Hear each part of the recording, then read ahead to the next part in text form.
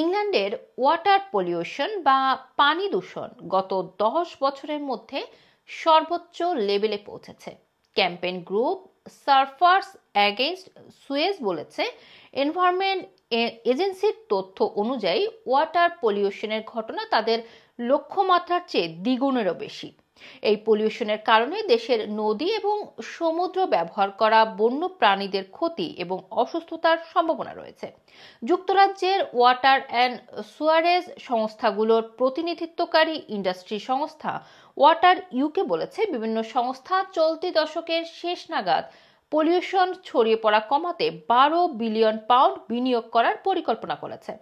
2016 সালে environment agency জানিয়েছে, water সেক্টরের পলিউশন কমাতে কর্তৃপক্ষ যথেষ্ট কাজ করছে না, ফলে লোকাল কমিউনিটির দুর্ভোগ এবং নদী ও সৈকত ধ্বংস হয়ে যেতে পারে বলেও সতর্ক করা হচ্ছে বিশিষ্টজনের পক্ষ থেকে। 2025 সালে এসে ওয়াটার পলিউশন 40% কমানোর টার্গেট হাতে নেওয়া হয়েছে, অথচ 2016 সালেও ঠিক একই ধরনের টার্গেট হাতে নেওয়া হয়েছিল।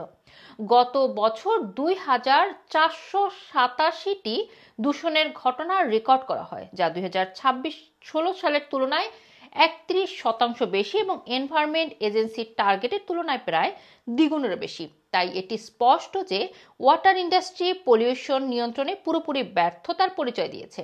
এই সংকট কাটাতে এনভায়রনমেন্ট এজেন্সি পুরো সিস্টেমে একটি সংস্কারের আহ্বান জানিয়েছে।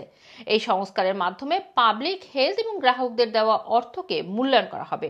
এদিকে পলিউশন নিয়ন্ত্রণে ওয়াটার ইন্ডাস্ট্রি রেগুলেটরি সংস্থা অফ ওয়াটার কোম্পানিগুলোকে আগামী 5 বছরে গড়ে প্রতি বছর 31 পাউন্ড করে বিল বাড়ানোর অনুমতি দিচ্ছে। ফলে ধারণা করা হচ্ছে দেশের মুদ্রাস্ফীতির চাইতেও ওয়াটার বিল অনেক বাড়বে।